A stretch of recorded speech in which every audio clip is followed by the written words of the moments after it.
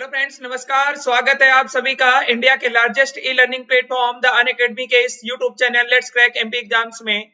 मैं हूं आपका एजुकेटर नीरज पांडे। आप सभी का स्वागत करता हूं। मोस्ट वेलकम है आप सभी मध्य प्रदेश के number 1 YouTube channel let's crack MP exams में, जहां पर मध्य प्रदेश से संबंधित होने वाली सभी प्रकार की प्रतियोगी परीक्षाओं की तैयारी कराई जाती है। और इस पर्टिकुलर सेशन में मैं आज आप सभी को Madhya Pradesh public service commission से होने वाली परीक्षा जो एमपीपीएससी के नाम से जानी जाती है, स्टेट सर्विस एग्जाम, राज्य सेवा परीक्षा 2020 या उसके बाद के जो एग्जाम प्री का एग्जाम होने वाला है, उसके लिए आप सभी के सामने आप सभी के समक्ष आप सभी के लिए आपकी जरूरत के हिसाब से प्रिलिमिनरी एग्जाम के प्रैक्टिस क्वेश्चंस इकोनॉमी के सेशन के लेकर के आया हूं। तो आप सभी का स्वागत है, मोस्ट वेलकम है आप सभी का। सबसे पहले अपने बारे में परिचय दे दूं, साथ ही आप सभी को अनअकैडमी के बारे में बता दूं कि अनअकैडमी क्या है, और अपने बारे में बता देता हूं। इसके बाद हम लोग सेशन को स्टार्ट करते हैं। तो सबसे पहले मैं आपको बता दूं, मेरा नाम आप सभी देख सकते हैं, मेरा नाम नीरज पांडे है। मुझे इस फील्ड से जुड़े हुए प्रत्यक्ष और अप्रत्यक्ष रूप से लगभग 12 वर्ष हो चुके हैं। पिछले 5 वर्षों का अनुभव है यूपीएससी, एमपीपीएससी तथा विभिन्न प्रतियोगी परीक्षाओं की तैयारी कर रहे स्टूडेंट्स को तैयारी करवाने का। साथ ही आप सभी को अनअकैडमी के बारे में बताना चाहूंगा। जो लर्नर्स, जो स्टूडेंट्स अनअकैडमी के प्लेटफॉर्म से परिचित नहीं है, तो आप सभी की जानकारी के लिए बता दूं कि अनअकैडमी इंडिया का लार्जेस्ट ई लर्निंग प्लेटफॉर्म है, लार्जेस्ट ई लर्निंग प्लेटफॉर्म, जिसके माध्यम से आप भारत में संपन्न होने वाले किसी भी प्रतियोगी परीक्षा की तैयारी जो है घर बैठे आसान तरीके से कर सकते हैं। तो सबसे पहले आपको करना क्या है, अनअकैडमी की लर्निंग ऐप इंस्टॉल कर लेना है अपने मोबाइल पर।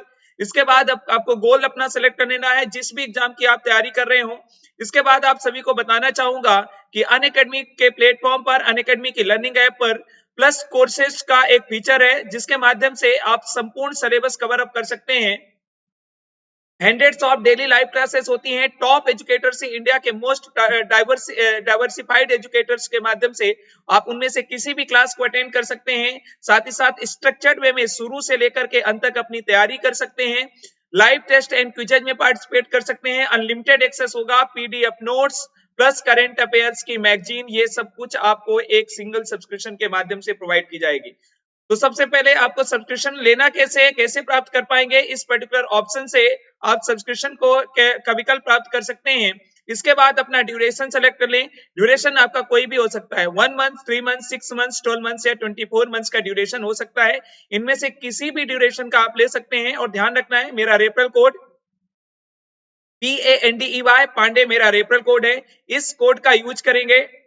जैसे ही आप इस कोड को टाइप करके हैव अ रेफरल कोड की जगह आप टाइप करेंगे पांडे, तो आपको 10% का अप्लाई कर देंगे, तो 10% का डिस्काउंट आपको प्राप्त हो जाएगा। और 12 मंथ्स के लिए जो है आपको 8800 रुपए के स्थान पर 7920 रुपए, और 24 मंथ्स का यदि सब्सक्रिप्शन लेते हैं तो 12800 रुपए के स्थान पर 11520 रुपए मात्र आपको पे करना होगा। तो ध्यान रखिएगा कि मेरा रेफरल कोड PANDEY है, और इसके माध्यम से सिर्फ मुझसे ही नहीं, अनअकैडमी के प्लेटफॉर्म पर जो भी टॉप एजुकेटर्स हैं, जितने भी टॉप एजुकेशन डाइवर्सिफाइड एजुकेटर हैं, उन सभी से पढ़ने का आपको मौका प्राप्त होगा। चलिए, तो आज का सेशन हम लोग स्टार्ट करते हैं। और जैसे मैंने कहा कि ये सेशन जो है आप एमपीपीएससी 2020 के नए पैटर्न के अनुसार ये सेशन में लेकर के आया हूं। एमपीपीएससी 2020 के नए सेशन के अनुसार प्रीलिमिनरी एग्जाम के लिए, एमपीपीएससी 2020 के लिए जो लर्नर्स तैयारी कर रहे हैं, या एमपीपीएससी 2020 के बाद के एग्जाम्स की जो लर्नर्स तैयारी कर रहे हैं, उन सभी के लिए सेशन है। और इस पर्टिकुलर टॉपिक में हम लोग, इस पर्टिकुलर मींस क्लास में हम लोग आज अपना एमपीपीएससी 2020 के इंडियन इकोनॉमी का सेक्शन लेकर के आए हैं प्रीलिमिनरी एग्जाम से। और आपको बता दूं कि एमपीपीएससी 2020 में इस प्रीलिमिनरी एग्जाम में लगभग 4 से 5 प्रश्न संभावित हैं आपके किसके, इंडियन इकोनॉमी के, क्योंकि नया सिलेबस आया, नया पैटर्न आया है, उसमें कम से कम 5 क्वेश्चन तो आने ही पूर्ण संभावित हैं भारतीय अर्थव्यवस्था से। तो उसी पर्टिकुलर सेशन को लेकर के आपके सामने उपस्थित हैं। एक एक क्वेश्चन हम लोग डिस्कस करेंगे, ठीक है। तो ध्यान से देखिएगा, सिर्फ क्वेश्चन ही नहीं देखिएगा, उसके आंसर और उसका जो एनालिसिस है, वहां से भी बहुत सारे तथ्य निकल के आएंगे, तो उसको भी आप लोग आत्मसात करेंगे, जिससे संपूर्ण उस क्वेश्चन से संबंधित जितनी भी इधर उधर की जानकारी है वो आपको प्राप्त हो जाए, ठीक है। तो चलिए फर्स्ट क्वेश्चन लेते हैं। फर्स्ट क्वेश्चन आपके सामने है, और फर्स्ट क्वेश्चन क्या है, वर्तमान में राष्ट्रीयकृत बैंकों की संख्या क्या है, संख्या कितनी है, means the number of Hindi medium और इंग्लिश मीडियम दोनों में है, तो आप लोग इसको ध्यान से देखेंगे।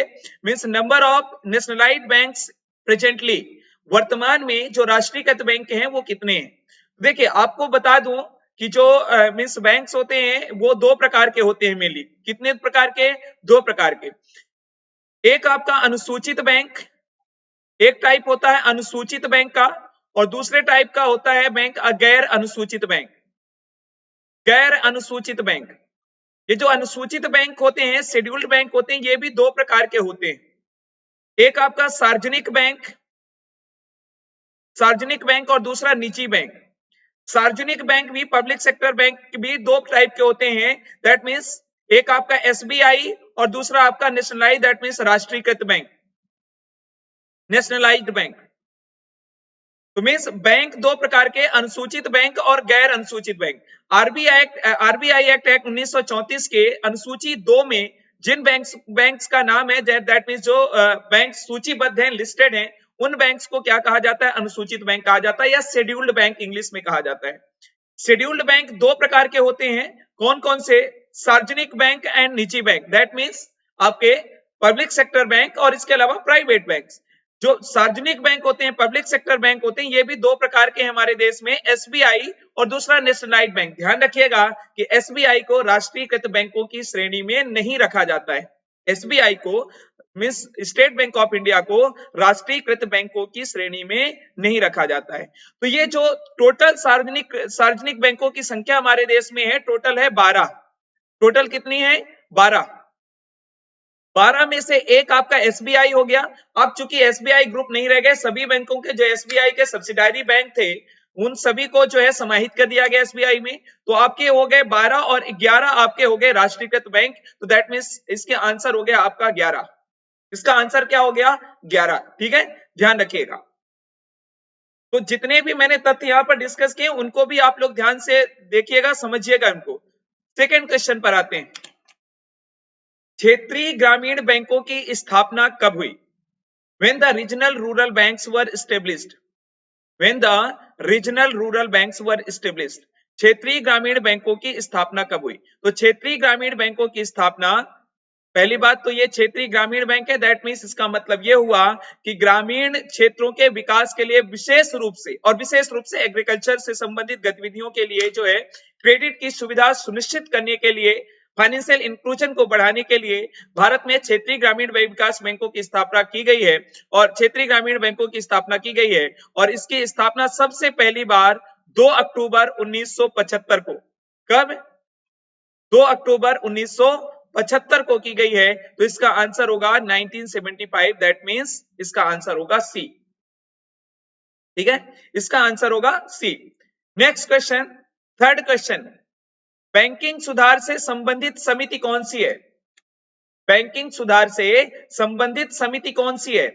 हमारे यहाँ पर कई प्रकार की समितियां बनाई जाती हैं, अलग अलग क्षेत्रों से संबंधित, समय समय पर सरकार को सुझाव देने के लिए कि किसी पर्टिकुलर सेक्टर में किस प्रकार से, चूंकि विशेषज्ञ समिति का गठन किया जाता है, उस समिति में विशेषज्ञ होते हैं उस फील्ड से संबंधित, तो कैसे बेहतर उस फील्ड को बनाया जा सके, उसी रूप में भारत में बैंकों की इस व्यवस्था को सुधारने के लिए भी समितियां गठित की गई हैं समय समय पर। इसमें से जो 4 समितियां दी गई हैं, इसमें से आपको बताना है कि इसमें से कौन सी समिति बैंकों के सुधार से संबंधित है, बैंकिंग रिफॉर्म से रिलेटेड है। इसका आंसर होगा आपका ए, नरसिम्हन समिति।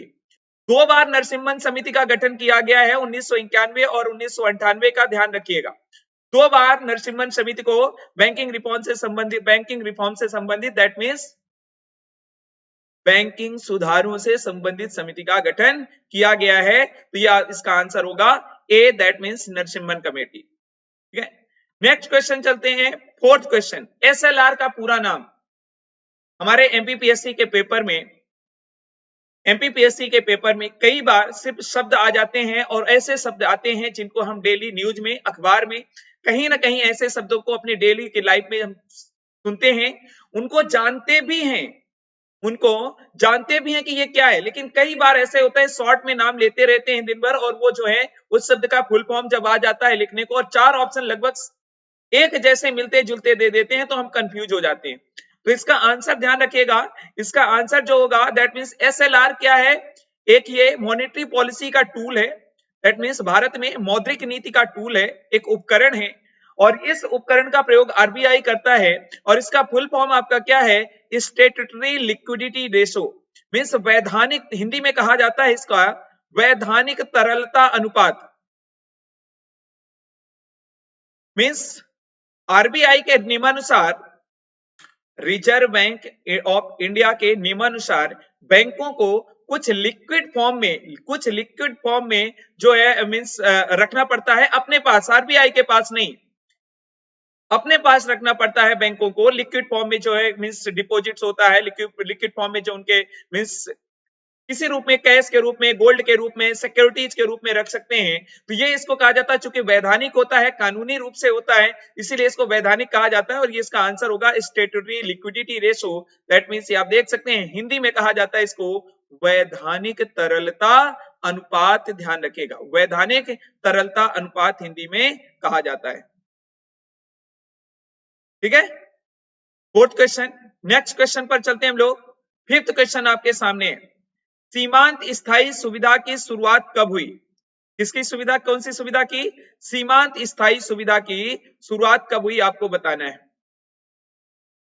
तो ध्यान रखिएगा, सीमांत स्थायी सुविधा की जो शुरुआत है, इसको इंग्लिश में कहा जाता है मार्जिनल स्टैंडिंग फैसिलिटी। आप लोगों ने सुना होगा एमएसएफ, मीन्स रेपो रेट पर तो आरबीआई मीन्स शॉर्ट टर्म जो मिसमैच होता है लेन देन में बैंकों के, और पैसों की जरूरत होती है, तो आरबीआई से जो है रेपो रेट के मीन्स रेपो दर पर जो है बैंक ले सकते हैं।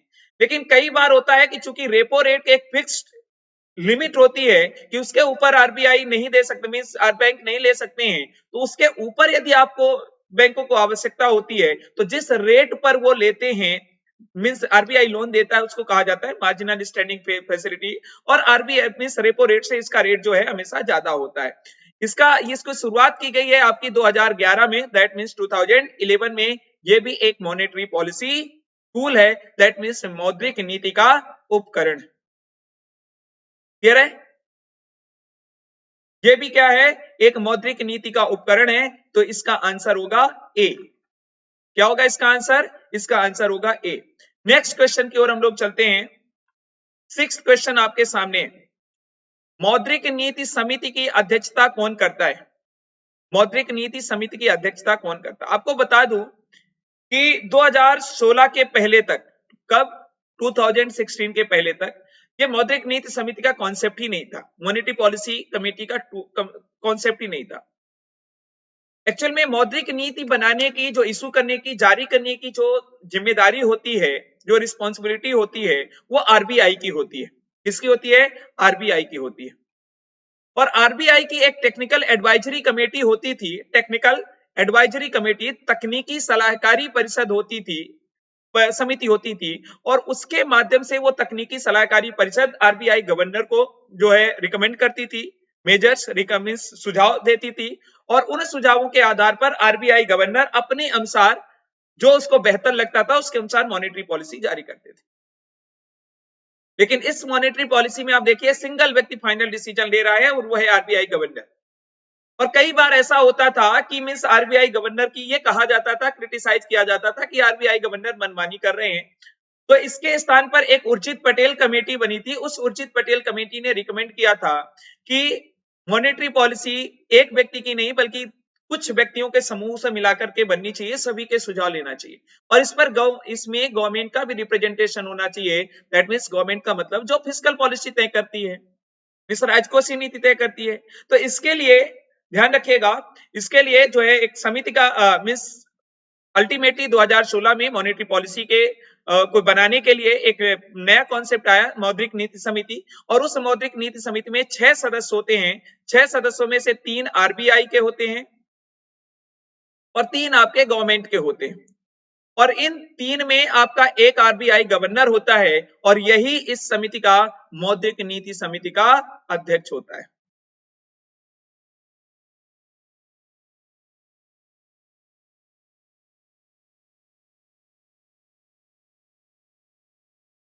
यही मौद्रिक नीति समिति का अध्यक्ष होता है, ध्यान रखना आपको। ठीक है, इसके बाद 7th क्वेश्चन।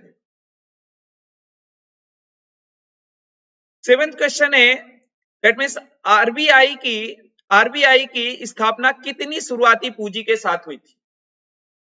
आरबीआई पे सबसे पहला प्रश्न तो यही आता है कि आरबीआई स्टेब्लिश कब हुआ था। तो आप सभी को पता है कि आरबीआई कब स्टेब्लिश हुआ था। आरबीआई एक्ट 1934 के अकॉर्डिंग, आरबीआई अधिनियम 1934 के अनुसार कब? 1935 में। आरबीआई अधिनियम 1934 के अनुसार आरबीआई स्थापित हुआ था 1935 में। शुरुआत में ये कलकत्ता में स्थापना हुई थी इसकी, लेकिन 1937 में, कब? 1937 में इसको स्थानांतरित कर दिया गया कलकत्ता से मुंबई। दैट मीन्स अब ये कहां पर है? मुंबई में। अब ये कहां पर है? मुंबई में। तो इसका आप, लेकिन क्वेश्चन क्या है? क्वेश्चन ये है कि शुरुआती पूंजी, कितनी शुरुआती पूंजी के साथ स्थापना हुई थी? तो इसका आंसर होगा 5 करोड़ की शुरुआती पूंजी। ध्यान रखना है इसमें सरकार की हिस्सेदारी मात्र 2.2 लाख रुपए थी। 2.2 करोड़ नहीं, 2.2 लाख। तो ये ध्यान रखना है। मींस शुरुआती पूंजी जो आरबीआई स्थापित हुआ था एक प्राइवेट बैंक के रूप में एस्टेब्लिश हुआ था शुरुआती दौर में। इसका आंसर होगा सी, दैट मीन्स आपका 5 करोड़ की शुरुआती पूंजी के साथ स्थापित हुआ था। नेक्स्ट चलते हैं 8th क्वेश्चन। आरबीआई के प्रथम भारतीय गवर्नर कौन थे? The first Indian governor of RBI was. ध्यान रखिएगा कि ये जो मैं क्वेश्चंस करा रहा हूं ये एमपीपीएससी 2020 के नए सिलेबस के अनुसार करा रहा हूं। तो आप लोगों जो है, जितने भी लर्नर्स आप लोग एमपीपीएससी की तैयारी कर रहे हैं, उन सभी के लिए बेहद बेनिफिशियल होगा। लेकिन साथ ही साथ ऐसा नहीं है कि दूसरे एग्जाम्स के लिए बेनिफिशियल नहीं होगा, दूसरे एग्जाम्स के लिए भी बेनिफिशियल होगा। ये बात सही है, क्योंकि अब एमपीपीएससी के मैंने हिसाब से लिया तो बस उसका जो मींस सिलेबस का प्रोपोर्शन है वो थोड़ा सा कम है। अदरवाइज ये क्वेश्चंस, ये टॉपिक हर एग्जाम में पूछे जाते हैं।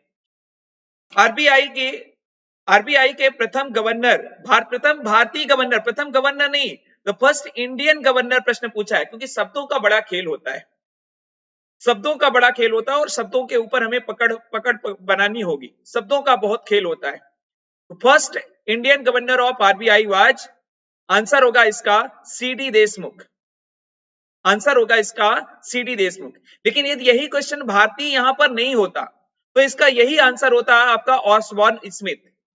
ऑसबॉर्न स्मिथ आरबीआई के प्रथम गवर्नर थे, ध्यान रखिएगा। लेकिन first Indian, that means first Indian कब बने होंगे? स्वतंत्रता के समय या स्वतंत्रता के बाद?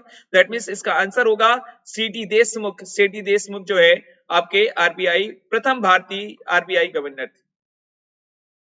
नेक्स्ट 9th क्वेश्चन है। 9th क्वेश्चन है, देखिए मैं एक्सप्लेन इसलिए कर रहा हूं कि जिससे आपकी समझ भी विकसित हो। सिर्फ हम क्वेश्चंस करते हैं और इसके आगे पीछे नहीं करती, हमारी गलती होती है। उसके आसपास की जितनी भी चीजें हैं उनको हमें जानना चाहिए, ठीक है। भारत का पहला प्रेसिडेंसी बैंक था, first presidency bank was. Bharat का पहला प्रेसिडेंसी बैंक कौन था? फर्स्ट प्रेसिडेंसी बैंक कौन सा था? इसका आंसर होगा बैंक ऑफ बंगाल। 1806 में प्रथम प्रेसिडेंसी बैंक की स्थापना हुई थी। कौन सा? बैंक ऑफ बंगाल की स्थापना हुई थी कलकत्ता में। ध्यान रखिएगा, प्रेसिडेंसी बैंक की 3 खोले गए थे 1806 में, आपका कहां पर? कलकत्ता में, बैंक ऑफ बंगाल। इसके अलावा 1840 में bank of Bombay means Mumbai में, और इसके अलावा 1843 में 1843 में, तब 1843 में मद्रास में। इन फिर तीनों बैंकों को मिलाकर के 1921 में इसे इंपीरियल बैंक बना दिया गया था। Imperial Bank of India, imperial Bank of India 1921 में। तो इसका ध्यान रखना है कि फर्स्ट प्रेसिडेंसी बैंक आपका कौन सा? Bank of Bengal. अच्छा, 1921 में इंपीरियल बैंक को, फिर इसके बाद 1955 में एसबीआई, जिसे आप आज एसबीआई के नाम से जानते हैं, उसी को जो है इंपीरियल बैंक ऑफ इंडिया को ही ना 1955 में जो है नाम परिवर्तित करके क्या कर दिया गया? राष्ट्रीयकृत बना करके उसको क्या बना दिया गया? SBI, state bank of India. लेकिन ध्यान रखिएगा, राष्ट्रीय बैंक की श्रेणी में मींस नेशनलाइज्ड बैंक की श्रेणी में आरबीआई को काउंट नहीं किया जाता है, सार्वजनिक बैंक में काउंट किया जाता है। लेकिन आपका इसमें नेशनलाइज्ड बैंक की कैटेगरी में इसको शामिल नहीं किया जाता है। ठीक है, 10th क्वेश्चन की ओर चलते हैं। 10th क्वेश्चन आपके सामने, व्यापार संतुलन किसका भाग नहीं है? Trade balance is not a part of, trade balance is not a part of, किसका पार्ट नहीं है? यहां पर 3 ऑप्शन दिए गए हैं मेनली, चौथा तो उपरोक्त सभी है। तो ध्यान रखना है आपको कि पूंजी खाता का हिस्सा नहीं है ये। ठीक है, भुगतान संतुलन के 2 पार्ट होते हैं, एक जो है चालू खाता और दूसरा आपका होता है पूंजी खाता, मीन्स कैपिटल अकाउंट। चालू खाता दैट मीन्स करेंट अकाउंट और पूंजी खाता that means capital account, capital account. चालू खाता के 2 पार्ट होते हैं, दृश्य that means visual and invisual that means अदृश्य। ये जो दृश्य खाता होता है, विजुअल अकाउंट होता है, यही आपका बैलेंस ऑफ ट्रेड होता है। Balance of trade that means जिसे व्यापार संतुलन कहा जाता है। तो यहां पर देखिए पूंजी खाता का हिस्सा नहीं हुआ, ये इसका तो हिस्सा हुआ, किसका? चालू खाता का। चालू खाता का हिस्सा हुआ, लेकिन ये भुगतान संतुलन का 2 पार्ट थे, भुगतान संतुलन का ही हिस्सा है ये चालू खाता। तो इसलिए आपका आंसर क्या होगा? दैट मीन्स चालू खाता और भुगतान संतुलन दोनों का हिस्सा है, तो आंसर इसका होगा कैपिटल अकाउंट का पार्ट नहीं है। ठीक है, 10th क्वेश्चन था। इसके बाद चलते हैं 11th क्वेश्चन की ओर। 11th क्वेश्चन,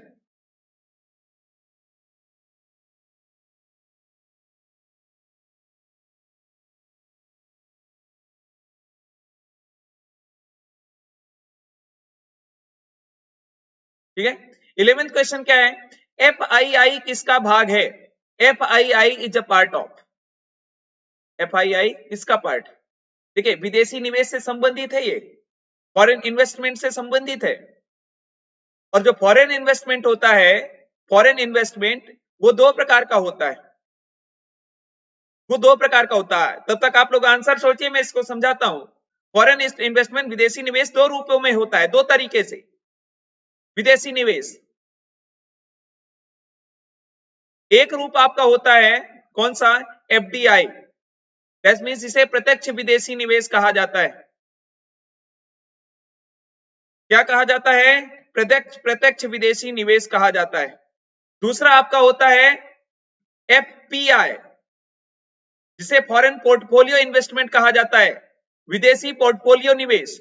ये 2 प्रकार का होता है आपका, FII और QFI, that means foreign institutional investor and qualified foreign investor. यहां पर क्वेश्चन क्या है? FII किसका पार्ट है? तो FII किसका पार्ट हो गया? FPI का, that means foreign portfolio investment का। दैट मींस इसका आंसर क्या हो गया? FPI, दैट मींस आपका बी इसका आंसर हो गया। इसके बाद नेक्स्ट चलते हैं 12th क्वेश्चन में। 12th क्वेश्चन आपके सामने, जीएसटी के तहत शामिल नहीं है। आप सभी को पता है कि जीएसटी हमारे देश में इंट्रोड्यूस कर दिया गया है, एक प्रकार से अप्रत्यक्ष करों का रिफॉर्म से, ये मींस सुधार है। भारत में अप्रत्यक्ष करों के लिए किए गए सुधार हैं, जो अलग अलग तरह के जीएसटी, अलग अलग तरह से आपके अप्रत्यक्ष कर देने पड़ते थे, उन अप्रत्यक्ष करों को समाहित करते हुए जो है क्या बना दिया गया? GST, goods and service tax, that means वस्तु एवं सेवा कर। जीएसटी का full form goods and service tax, या हिंदी में जिसे कहा जाता है वस्तु एवं सेवा कर। Goods and service tax, that means वस्तु एवं सेवा कर, वस्तु एवं सेवा कर।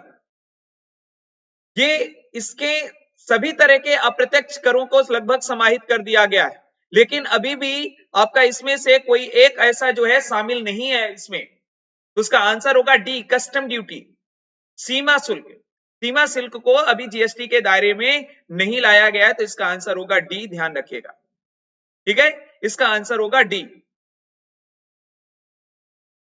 इसके बाद नेक्स्ट चलते हैं नेक्स्ट क्वेश्चन में, 13th क्वेश्चन, राजकोषीय नीति कौन जारी करता है? Who publishes fiscal policy?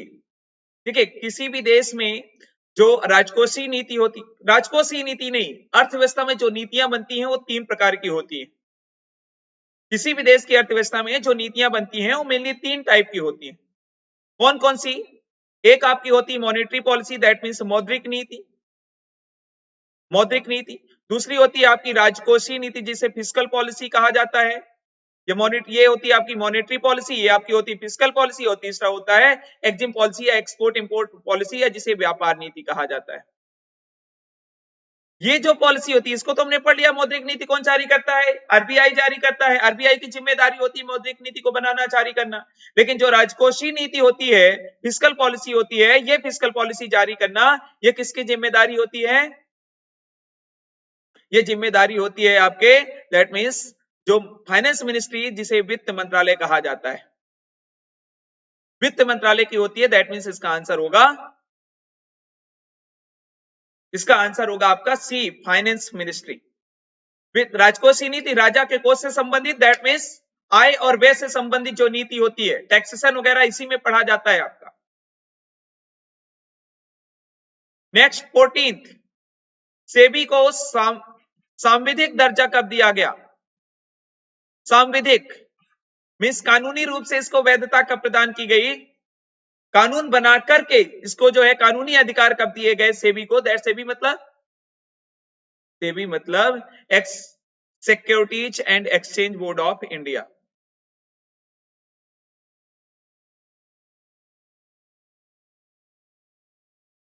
Exchange board of India.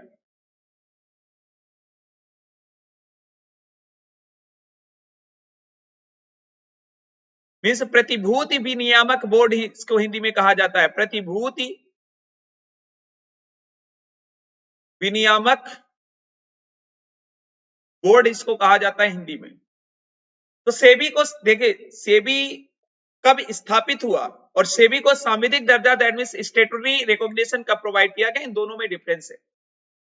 आपको बता दूं कि सेबी स्थापित तो 1988 में हुआ है, 1988 में, लेकिन अधिनियम बनाया गया 1992 में। तो सांविधिक दर्जा दिया गया इसको 1992 में, दैट मींस 1992 में।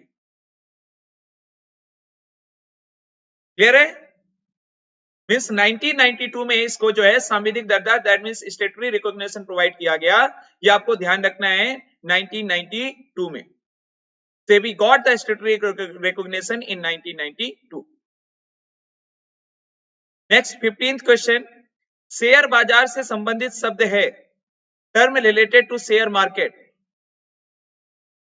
शेयर मार्केट से संबंधित शब्द कौन सा है?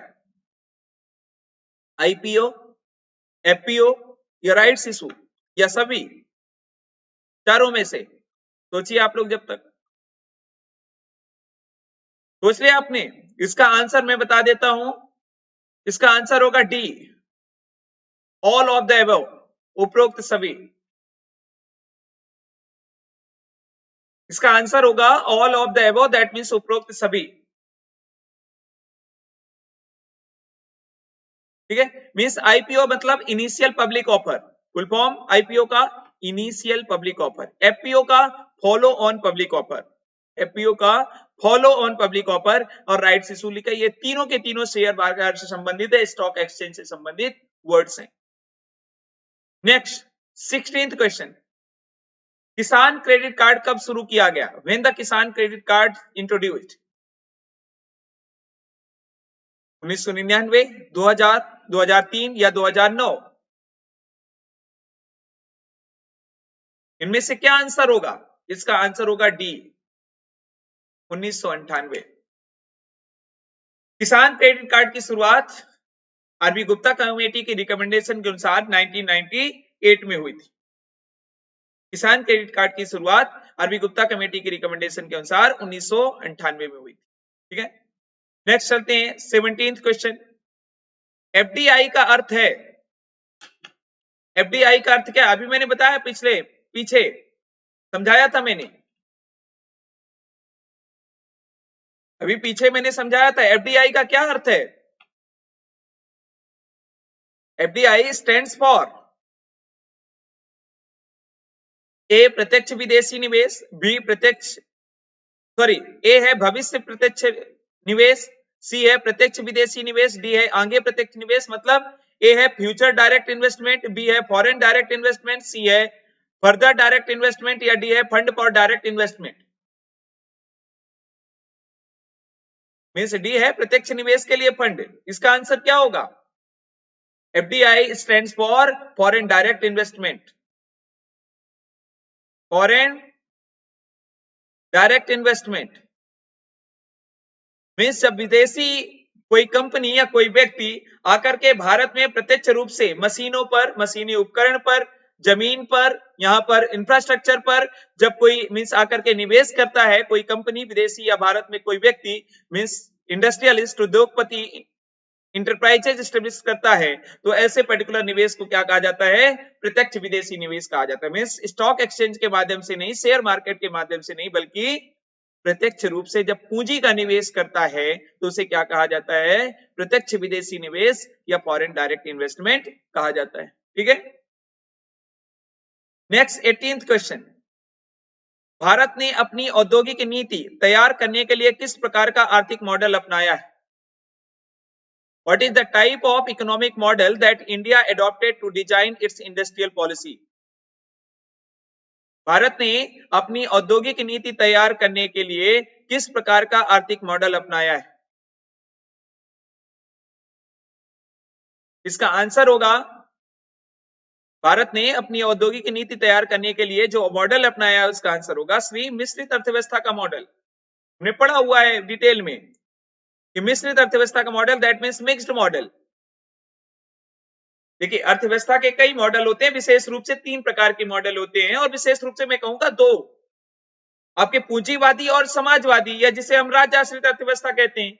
अब इन्हीं के दोनों को, अच्छे गुणों को समाहित करते हुए भारत ने जो मॉडल एडॉप्ट कर लिया उसी को क्या कह दिया? मिश्रित अर्थव्यवस्था का model, that means mixed economic model. That means दोनों के कुछ ना कुछ गुण पाए जाते हैं और बेहतर गुण पाए जाते हैं। मींस दोनों की कमियों को, जो कमियां थी उनको दूर करते हुए जो इसमें अच्छाइयां थी उसके अनुसार जो है मॉडल एडॉप्ट कर लिया गया, उसको क्या कहा गया? मिश्रित अर्थव्यवस्था का model, that means mixed economic model कहा गया। 19th क्वेश्चन, 1 रुपए के नोट पर किसके हस्ताक्षर होते हैं? The 1 rupee note bears the signature of, 1 rupee note bears the signature of, 1 रुपए के नोट पर हस्ताक्षर किसके होते हैं? दस्तखत किसके होते हैं? तो ध्यान रखिएगा, 1 रुपए के नोट पर दस्तखत वित्त सचिव के होते हैं। बाकी 1 रुपए के ऊपर अब सभी के हाथ में नोट होगी, नहीं हो तो देख लीजिए, आरबीआई गवर्नर के सिग्नेचर होंगे। लेकिन 1 रुपए के नोट पर हस्ताक्षर किसके होते हैं? वित्त सचिव के होते हैं, फाइनेंस सेक्रेटरी के होते हैं। ठीक है, वित्त सचिव के इससे सिग्नेचर होते हैं। Next question, 20th question, Bharat का सबसे बड़ा व्यापारिक भागीदार कौन है? Who is the largest trading partner of India? व्यापारिक भागीदार का मतलब क्या हुआ? जिससे हम ज्यादा एक्सपोर्ट इंपोर्ट करते हैं, मींस आयात निर्यात करते हैं, जिससे हमारा ज्यादा व्यापार होता है। तो इसका आंसर होगा ए, अमेरिका। पिछले कुछ सालों से अमेरिका जो है, अमेरिका आगे निकल गया है अन्य देशों की अपेक्षा। तो आंसर हो गया, भारत के व्यापारिक भागीदार सबसे बड़ा कौन सा है? अमेरिका। दैट मींस इसका आंसर होगा ए। ठीक है, इसका आंसर होगा ए। नेक्स्ट क्वेश्चन पर चलते हैं, 21st क्वेश्चन, नीति आयोग का फुल फॉर्म। आप सभी को पता है कि नीति जो शब्द है, नीति ये क्या है?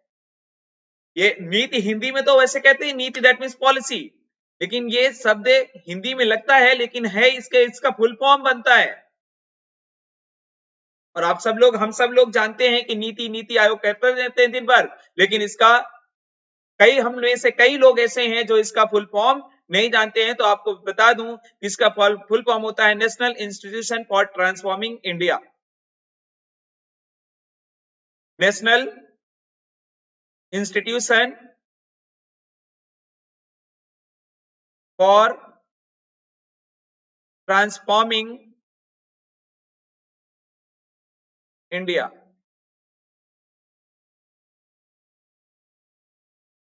National Institution for Transforming India. ठीक है, इसका आंसर क्या हो गया? इसका आंसर हो गया national Institution for Transforming India, that means आपका डी। एक ही तरह के ऑप्शन है, सभी एक ही तरह के ऑप्शन है, लेकिन आंसर चारों में से कोई एक ही है। और वो क्यों है आप देख सकते हैं, यहां पर क्या है, National Institute to Transform India, यहां से क्या है, National Institute for Transforming India है, नेशनल इंस्टीट्यूट है, इंस्टीट्यूशन नहीं है। यहां पर क्या है, National Institution to Transform India, जबकि यहां पर क्या है, National Institution for Transforming India. यही हमारा क्या है, आंसर है ना? ठीक है, नेक्स्ट पर्टिकुलर क्वेश्चन पर चलते हैं। 22nd question, planned economy for India के लेखक किसके द्वारा लिखी गई ये बुक है?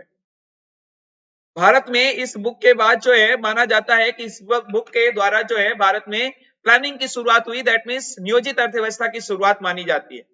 नियोजित अर्थव्यवस्था के किस प्रकार से मीन्स नियोजन करके और अर्थव्यवस्था को आगे बढ़ाना चाहिए, जाना चाहिए, पहली बार इस बुक में भारत में कुछ ऐसा लिखा गया था। इसके लेखक कौन थे?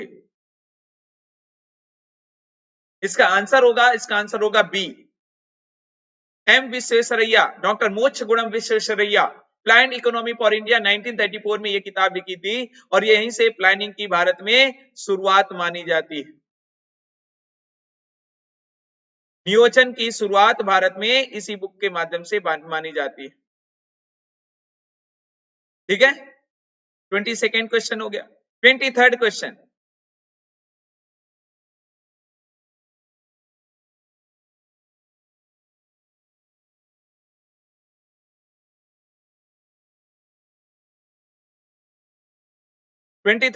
आपके सामने, सेबी का मुख्यालय कहां पर स्थित है? हमने पढ़ा था ना, सेबी कब स्टेब्लिश हुआ था? सेबी 1988 में, सांविधिक दर्जा 1992 में मिला था, ये डिस्कस किया था हमने। लेकिन इसका हेडक्वार्टर कहां है? भारतीय प्रतिभूति विनियामक बोर्ड का। इसका आंसर होगा मुंबई। सेबी का मुख्यालय कहां है? सेबी का मुख्यालय मुंबई में। ठीक है, सेबी का मुख्यालय मुंबई में। नेक्स्ट क्वेश्चन,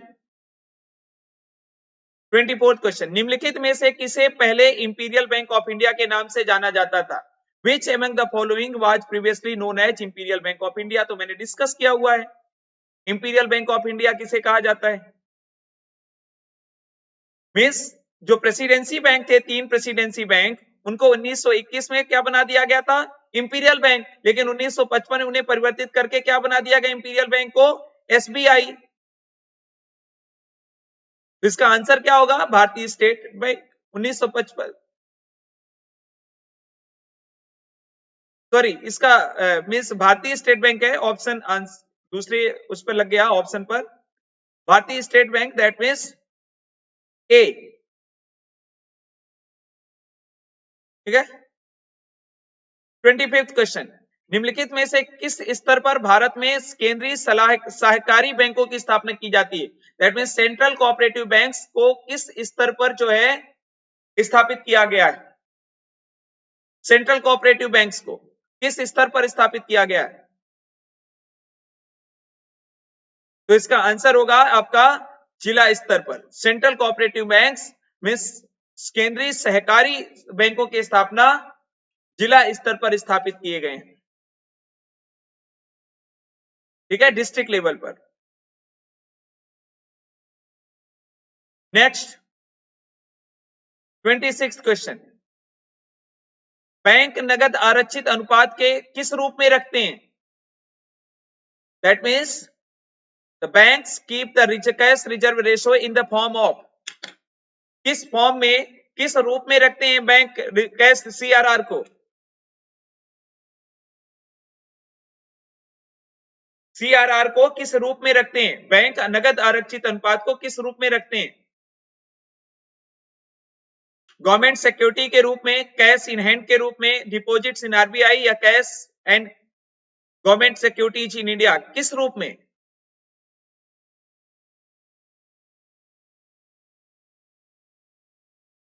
इसका आंसर होगा डिपॉजिट्स इन आरबीआई। हालांकि वो कैश के रूप में ही होता है, लेकिन डिपॉजिट आरबीआई के पास रखना पड़ता है। यहां पर कैश इन हैंड अपने पास नहीं, यदि आपको लग रहा हो बी दैट मीन्स कैश के रूप में, तो कैश के रूप में होता है, ये बात सही है, लेकिन अपने पास नहीं, आरबीआई के पास जमा करके रखना पड़ता है और आरबीआई इस पर कोई ब्याज भी नहीं देती। ये भी मौद्रिक नीति का क्या है, एक उपकरण है। आरक्षी अनुपात है, सीआरआर और एसएलआर दोनों क्या है, आरक्षी अनुपात है, रिजर्व रेशो है।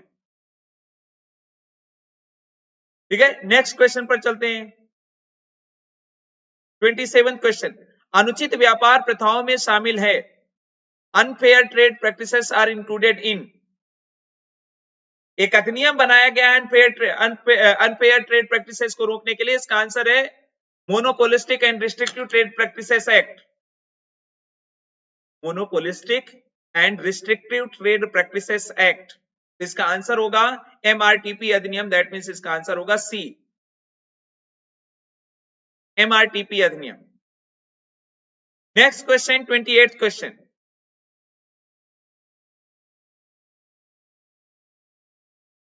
पहली औद्योगिक नीति कब शुरू की गई थी, मींस भारत में फर्स्ट इंडस्ट्रियल पॉलिसी कब बनाई गई थी। भारत में फर्स्ट इंडस्ट्रियल पॉलिसी कब बनाई गई थी, इसका आंसर होगा आपका बी 1948। मैंने पढ़ाया हुआ इसको डिटेल में, आप सभी लोग मेरे लेक्चर्स देख सकते हैं अनअकैडमी के इसी particular let's crack MP exams के यूट्यूब के चैनल के प्लेलिस्ट में सभी इकोनॉमी के लेक्चर मेरे मिल जाएंगे, प्लस आंसर राइटिंग भी मैंने कराई है मेंस पॉइंट ऑफ व्यू से और प्री पॉइंट ऑफ व्यू से मैं अब डिस्कशन कर रहा हूं, जिससे आपका कंप्लीट जो है एक कंप्लीट इकोनॉमी एमपीपीएससी के लिए आपकी तैयार हो जाए। आप लोग वीडियो देख सकते हैं पुराने लेट्स क्रैक एमपी एग्जाम्स के प्लेलिस्ट में, आपको सारे वीडियो इकोनॉमी के आपके मिल जाएंगे। ठीक है, 29th क्वेश्चन, आयात कोटा, इंपोर्ट कोटा इज। आयात और निर्यात पर कई प्रकार के कोटा प्रतिबंध लगाए जाते हैं, उसमें tariff barrier and non tariff barrier, that means बाधाएं उत्पन्न की जाती हैं, और बेसिकली आयात के लिए, आयात को हतोत्साहित करने के लिए, तो इसमें जो बैरियर होते हैं मेनली दो प्रकार के होते हैं, टैरिफ एंड नॉन टैरिफ। तो जो इंपोर्ट कोटा है कि भैया इससे ज्यादा इंपोर्ट नहीं कर सकते, शुगर मंगानी है 50 क्विंटल से ज्यादा आप नहीं मंगा सकते, तो ये क्या हुआ, नॉन टैरिफ बैरियर। जब टैक्सेशन वगैरह बढ़ा दिया जाता है, ड्यूटी लगा दी जाती है, शुल्क लगा दिया जाता है, तो वो फिर आपका टैरिफ बैरियर हो जाता है। ठीक है, इसका आंसर क्या होगा, इसका आंसर होगा B, non tariff barrier. Next question है 30th क्वेश्चन, 12 जुलाई 1982 को एआरडीसी ने समाहित हो गया। एआरडीसी किस में समाहित हो गया, किसमें, on 12 July 12 1982 the ARDC collaborated with A NABARD, B EXIM bank, C RBI या डी नन ऑफ दीज। तो इसका आंसर बता दूं, इसका आंसर होगा A, NABARD, that means National Bank for Agriculture and Rural development.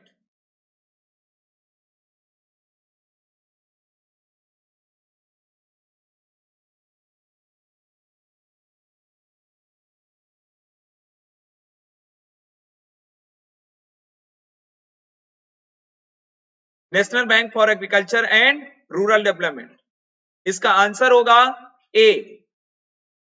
12 जुलाई 1982 को शिवरमन कमेटी की recommendation के आधार पर 12 जुलाई 1989 को नाबार्ड की स्थापना की गई थी। इस विशेषकर एक पुनर्वित्त संस्थान के रूप में स्थापित किया गया था, रिफाइनेंस एजेंसी के रूप में। नेक्स्ट क्वेश्चन, 31st क्वेश्चन, निम्नलिखित में से कौन क्षेत्रीय ग्रामीण बैंकों को प्रायोजित करता है, which among the following sponsors regional rural banks. कौन रीजनल रूरल बैंक्स को मींस स्पॉन्सर करता है, तो इसका आंसर होगा नेशनल कॉमर्शियल बैंक। जो वाणिज्यिक बैंक होते हैं, आपको बता दूं कि 50% स्पॉन्सर होता है किसका, सेंट्रल बैंक का, सॉरी सेंट्रल गवर्नमेंट का, 35% स्पॉन्सर्ड बैंक का, किसी न किसी कॉमर्शियल बैंक का, स्पॉन्सर्ड बैंक का, और 15% जो आपका बचा वो स्टेट गवर्नमेंट की स्पॉन्सरशिप होती है, स्टेट गवर्नमेंट की। तो इसका आंसर क्या होगा, ए, राष्ट्रीय वाणिज्यिक बैंक। Next question, 32nd question, 20 point program कब शुरू किया गया था। व्हेन द टीपीपी, इसको टीपीपी शॉर्ट में कहा जाता है 20 point programme.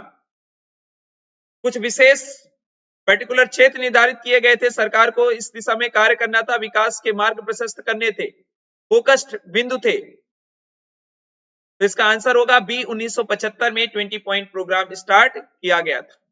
20 point program, that means TPP. TPP कब शुरू किया गया था? 1975 में।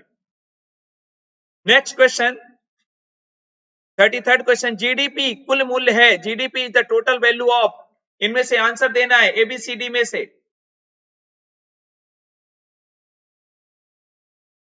All final goods and services, all interactive goods and services, all international goods and services, इसका आंसर होगा A, all final goods and services. That means सभी अंतिम समान वस्तुएं एवं सेवाएं, सभी वस्तुएं एवं सेवाएं, इसका आंसर होगा ए। ठीक है, all final goods and services.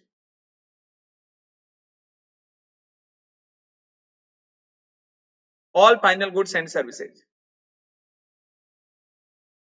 33rd का आंसर ए।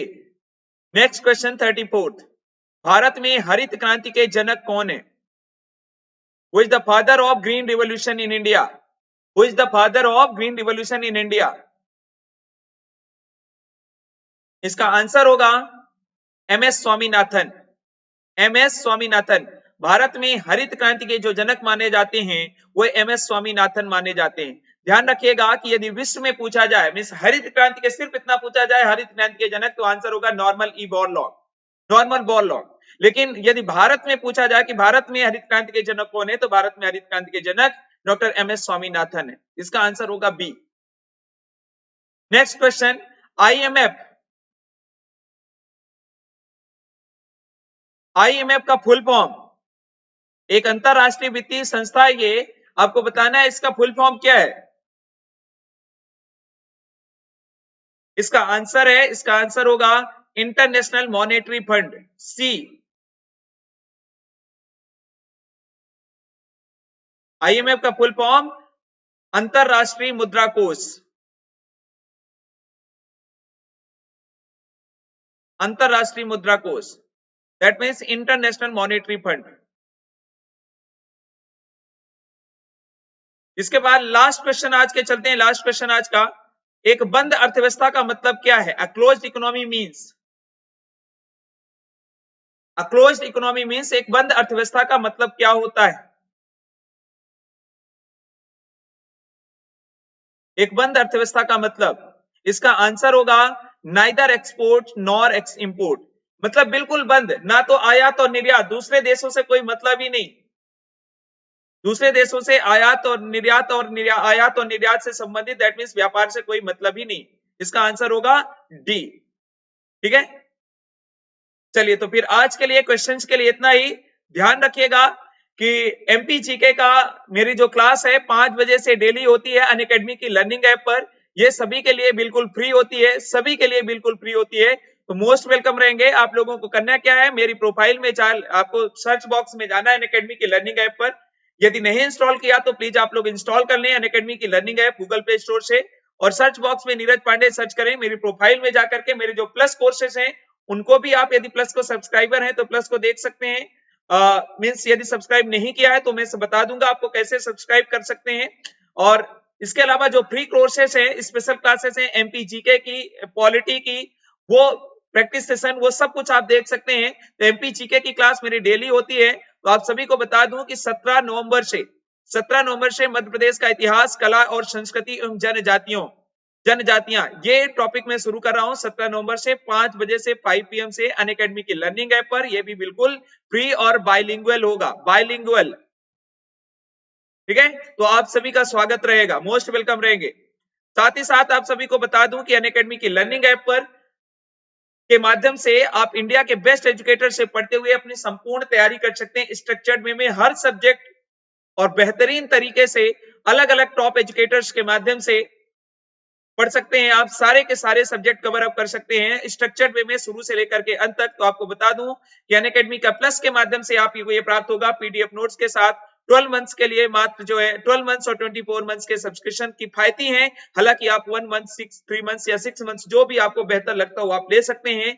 मेरा रेफरल कोड है PANDY पांडे, इस रेफरल कोड का यूज करें और 10% का डिस्काउंट इस रेफरल कोड को अप्लाई करते ही आपको 10% का डिस्काउंट मिलेगा। 12 मंथ्स के लिए मात्र 7,920 रुपए और 24 मंथ्स के लिए मात्र 11,520 रुपए आपको पे करना होगा। मात्र 11,520 रुपए आपको पे करना होगा। तो ध्यान रखिएगा, मेरा रेफरल कोड PANDY पांडे मेरा रेफरल कोड है। 10% का डिस्काउंट आपको प्राप्त होगा। 10% के डिस्काउंट के साथ आप इसको अनअकैडमी के मल्टीपल बेनिफिट्स का आप उठा सकते हैं, संपूर्ण तैयारी कर सकते हैं। और लेट्स क्रैक एमपी एग्जाम्स के यूट्यूब के चैनल को आप लोगों ने यदि सब्सक्राइब नहीं किया तो आप लोग सब्सक्राइब कर लें, जल्द से जल्द बेल आइकन को दबा दें जिससे आपको नोटिफिकेशन प्राप्त हो सके। जिससे इसके अलावा इसके टेलीग्राम से चैनल से जुड़ जाए जिससे मेरे लेक्चर्स के सभी आपको लिंक आपको क्लास के प्राप्त हो सके। ठीक है, तो ध्यान रखिएगा, मेरा रेफरल कोड, इस कोड का यूज करके अनअकैडमी के प्लस को जरूर सब्सक्राइब करें। आपको घर बैठे मात्र 7-8 हजार रुपए में संपूर्ण तैयारी अनअकैडमी प्रोवाइड कर रही है। बहुत बहुत धन्यवाद आप सभी का। Thank you very much, thanks a lot.